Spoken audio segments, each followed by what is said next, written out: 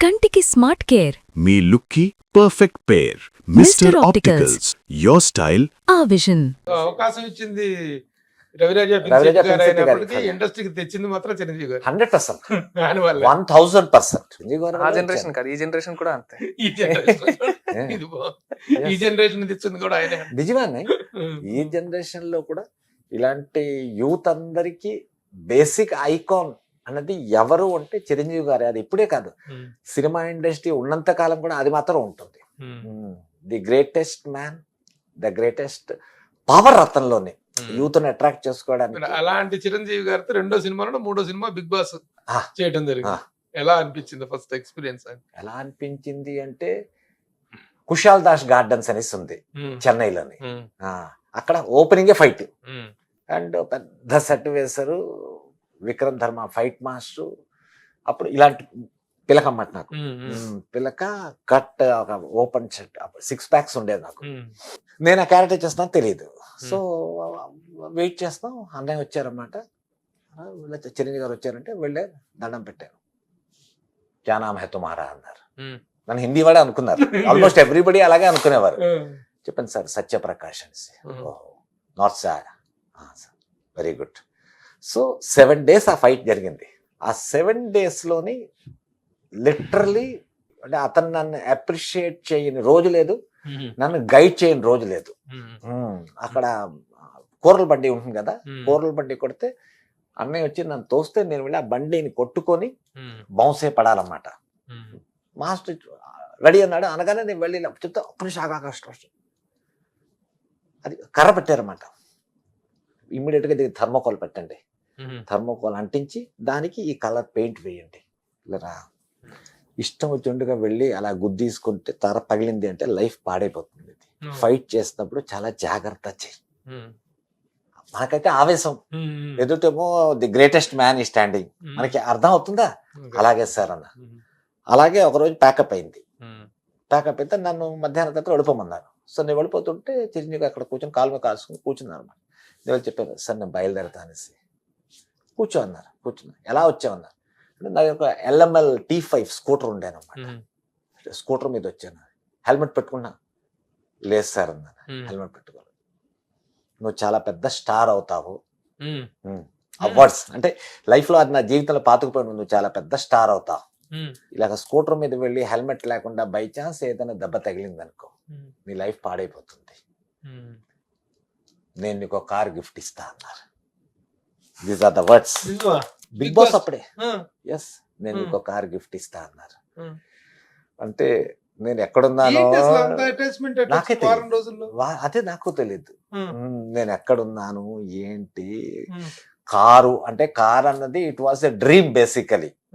Touch wood, ఇప్పటికి నేను 28 కార్లు మార్చాను by the grace of God and by the blessings of Chiranjeevi garu. So I got the first car from him. వచ్చింది వెంటనే car. yes, ఏం car అది? మారుతి. మారుతి. ఆ కార్ చాలా రోజులు ఉంచాను. తర్వాత తర్వాత తర్వాత తర్వాత అంటే కొన్ని ఉండిపోతాయి కదా, ఇలా ఉంచేసుకోవాలి అనేసి. అలాగే అలాగా అది మాత్రం అలా ఉండిపోయేది. వాడడానికి అవ్వదు, అవ్వకపోయినా అది it is a stand by ఉండిపోతుంది అన్నమాట. చైల్డ్హుడ్ అంతా దాంట్లోనే. తన చైల్డ్హుడ్ దాంట్లోనే. మా వైఫ్ ఫస్ట్ కార్ నేర్చుకుంది ఆ కార్ లోనే. అంటే స్కూల్ డ్రాప్ చేసేది మా అమ్మ. అప్పుడు తన షూట్లు అన్ని బిజీగా ఉంటుంటే మా అమ్మాయి ఆ కార్ లో తీసుకుని వెళ్ళి రావడం అన్ని. ఎందుకు అంత ఇచ్చారు అనేటువంటిది, చాలా మంది కో యాక్టర్స్ ఉంటారు ఆయన తోటి, ఎంతో మంది చేశారు ఆయన, కొన్ని వందల వేల మందితో వర్క్ చేశారు. విత్ ఇన్ 1 week లో అంత ఎఫెక్షన్ సత్యప్రకాష్ పట్ల ఏర్పడిన కారణం ఏంటి అనుకుంటే, what the answer you got? Because it is Chiranjeevi గారు. అంతే, ఆయన చిరంజీవి గారు ఒక మెగాస్టార్ మోర్ దెన్ 4 decades అయిపోయింది, అంతే కదా. ఎట్లా ఎంత ఎఫెక్షన్ ఎలా వచ్చిందంటే, that is only because of అంటే హిస్ మ్యాగ్నెట్. ఆయన మాత్రం నన్ను మేబీ ఒక బ్రదర్ లా ఫీల్ అయ్యారా, లేక సంథింగ్ ఏదో నాలో అతనికి అంతలా నచ్చింది